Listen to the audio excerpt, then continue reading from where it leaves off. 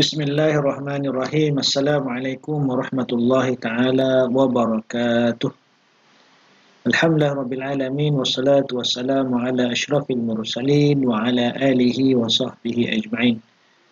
Apa kabar murid-murid dan rahmatullah sekalian? Seharap semua dalam keadaan sihat di samping keluarga yang tercinta. Okey, insya-Allah hari ini kita akan sambung lagi sesi pembelajaran kita dalam bidang sirah, iaitu pelajaran yang ke-16, Kerajaan Uthmaniyah. Ya, murid-murid boleh rujuk dalam buku teks tingkatan 5, muka surat 164. Baiklah murid-murid, kita teruskan pembelajaran kita hari ini. Okey, sebelum itu kita tengok spektrum ilmu. Abdullah bin Bishril Khat'ami daripada ayahnya meriwayatkan bahawa Rasulullah sallallahu alaihi wasallam bersabda, "La tuftahanna al-Fustantiniyatu fala ni'mal amiru amiruha fala ni'mal jaishu dzalikal jaish." Maksudnya, sesungguhnya Konstantinopel itu pasti akan dibuka.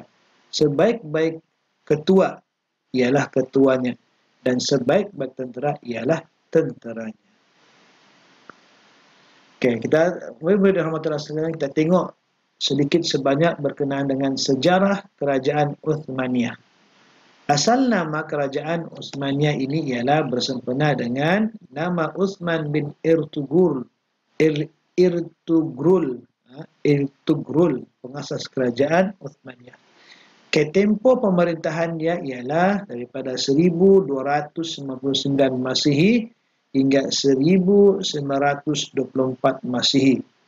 Berapa lama tu? Hampir 700 tahun ataupun 7 abad. Okey. Kawasan pemerintahannya ialah sebahagian besar benua Asia, Eropah dan Afrika. Bilangan pemerintah sepanjang lebih kurang 700 tahun itu ialah 337 orang pemerintah. Ya. Pemerintah yang pertama ialah Sultan Utsman bin Ertugrul. Ya. Antara pemerintah yang terkenal ialah Sultan Utsman bin Ertugrul, Sultan Murad I, Sultan Muhammad Al-Fatih, dan Sultan Sulaiman Al-Qanuni.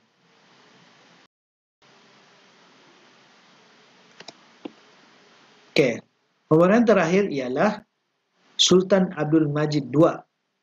Okey, pusat pemerintahan di Saghut pada tahun 1299 hingga 1355 Masehi, di Bursa pada 1335 hingga 1363, Idin iaitu pada 1363 hingga 1453 Masehi, dan Istanbul, Turki pada 1453 hingga 1924. Maksudnya pusat pemerintahan bagi kerajaan Uthmaniyah ini ialah di Istanbul. Istanbul. Okey, seterusnya spektrum ilmu. Tengok sedikit info ini.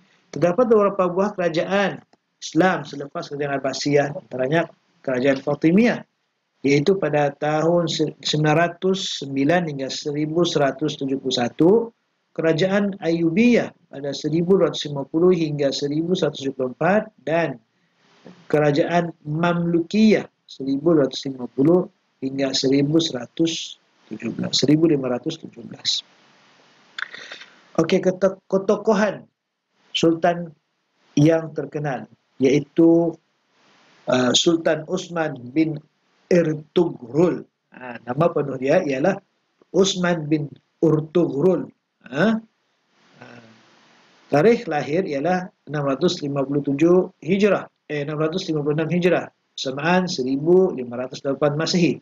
Tarikh mangkat ialah pada 726 Hijrah, bersamaan 1326 Masehi.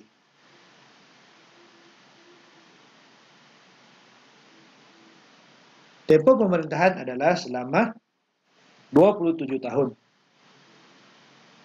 Okay, kita ada kesilapan di situ. Di sini ialah 1258. 1258. Ada kesalahan di situ. Okay, tempoh pemerintah selama 27 tahun. Jawatan pemerintah pertama, Kerajaan Uthmaniyah. Okay, sumbangan tokoh Uthman ini ialah pertama menyatukan wilayah Anatolia Selatan selepas ditinggalkan oleh Byzantine. Yang kedua, mengisytiharkan kemerdekaan Anatolia daripada kerajaan Saljuk. Dan yang ketiga, antara sumbangan besar dia ialah mengasaskan kerajaan Uthmaniyah. Okey, selain daripada Sultan Uthman, kita ada Sultan Murad I bin Urkhan. Nama penuh dia Murad I bin Urkhan. Tarikh lahir dia ialah pada 726 Hijrah bersamaan 1325 Masehi. Tarikh mangkat ialah 791 Hijrah bersamaan 1388 Masehi. Tempoh pemerintahan 30 tahun. Jawatan pemerintah ketiga Kerajaan Uthmaniyah. Okay, Murad I bin Urkhan, apa yang dia buat? Membentuk pasukan Janissary, memodernkan sumbang angkatan tentera laut, menjadikan Aden sebagai ibu negara. Okay, Muhammad Fateh, Sultan Muhammad Fateh bin Murad II, nama penuhnya ialah Muhammad Al-Fateh bin Murad II. Tarikh lahir ialah pada 833 Hijrah bersamaan 1429 Masehi. Tarikh mangkat 886 Hijrah 1481 Masehi. Tempoh pemerintahan ialah selama 31 tahun. Jawatan pemerintah ke-7 Kerajaan Uthmaniyah. Baiklah murid-murid, sumbangan Muhammad Al-Fatih ini pula ialah membuka kota Konstantinopel pada tahun 857 Hijrah bersamaan 1453 Masehi. Yang kedua, menyatukan empire di utara Balkan bagi mengelakkan serangan Hungary. Yang ketiga, mewakafkan Hagia Sophia sebagai masjid dan membina kompleks Al-Fatih. Yang seterusnya, murid-murid rahmatullah sekalian, ialah Sultan Al-Qanuni bin Salim I. Ya, nama penuh ialah Sultan Al-Qanuni bin Salim I. Tarikh lahir ialah 900 Hijrah bersamaan 1494 Masehi. Tarikh mangkat ialah 974 Hijrah 1566 Masehi. Tempoh pemerintahan selama 48 tahun. Jawatan pemerintah ke-10 Kerajaan Uthmaniyah. Okay, antara sumbangan ataupun sumbangan Sultan Sulaiman Al-Qanuni bin Salim I ini ialah membuka Belgrade. Kedua, mengadakan hubungan diplomatik dengan Perancis yang merupakan sebuah kuasa besar. Yang ketiga, membuka Algeria dan Tunisia. Yang keempat, menyusun undang-undang yang dikenal sebagai Qanunin. Okey, murid-murid rahmatullah sekalian, kita lihat pula apakah faktor kegemilangan Kerajaan Uthmaniyah ni. Dari segi pentadbiran, aspek pemerintahan, pemerintah berperanan dengan berkesan sebagai ketua tentera, ketua agama dan hakim tertinggi. Pemerintah menyelaraskan pemerintahan dan keagamaan dibantu oleh pegawai pentadbiran. Penguasaan laluan di antara benua Eropah dengan benua Asia apabila menguasai Selat Dardanelles dan Selat Bosphorus. Dari aspek keilmuan pula, menjadikan masjid sebagai pusat perkembangan ilmu sehingga mencapai kedudukan yang tinggi dalam bidang ilmu pengetahuan, pembangunan, falsafah, kesenian seni bina dan teknikal. Menaik taraf dan membina institusi masjid seperti Masjid Kasbah di Algeria untuk merancangkan aktiviti keagamaan. Dari aspek sosial pula, penjagaan kebajikan rakyat menerusi bantuan kepada golongan yang memerlukan, mewujudkan suasana harmoni dalam masyarakat.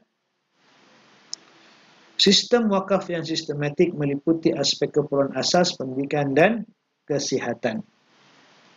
Dari aspek ketenteraan pula, semangat jihad yang tinggi dalam kalangan tentera demi mempertahankan agama dan negara. Menjaga kebajikan tentera dengan menyelaras sistem kenaikan pangkat, imbuhan dan kelengkapan senjata.